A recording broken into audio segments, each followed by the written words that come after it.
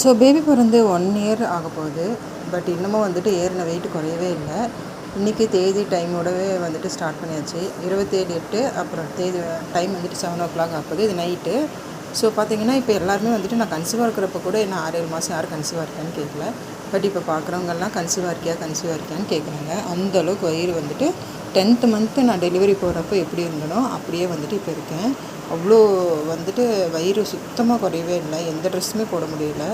ரொம்ப கஷ்டமாக இருக்குது. ப்ளஸ் வந்துட்டு நம்மளால் நம்ம வேலைகளை பண்ண முடியல. குழந்தைய பார்த்துக்க, குனிஞ்சு எழுந்திரிக்கிறதுக்கு, உட்காந்து எழுந்திரிக்கிறதுக்கெல்லாம் ரொம்ப பெயின் ஆயிடுச்சு. கால் வலி, மூட்டு வலி எல்லாமே வந்துடுச்சு. ஹெவியான வந்துட்டு வயிறு மட்டுமே 10 மந்த் மாதிரி இருக்குது. ஸோ அதை குறைக்கலான்னு தோணிகிட்டே இருந்துச்சு. ஸோ இன்னிலேருந்து ஸ்டார்ட் பண்ணுறேன். இன்னிலேருந்து நான் என்னென்னலாம் சாப்பிட்றேன் அப்படிங்கிறத உங்கள் கூட வந்துட்டு ஷேர் பண்ணிக்கிறேன். ப்ளஸ் வந்துட்டு இது கூட நல்லா தூங்கணும், ரெஸ்ட் எடுக்கணும், இந்த மாதிரியான நிறைய விஷயங்கள் இருக்குது. ஸோ தோன்றதை உடனே பண்ணிடணும் அப்படிங்கிறதுக்காக சுட சுட இந்த வீடியோ.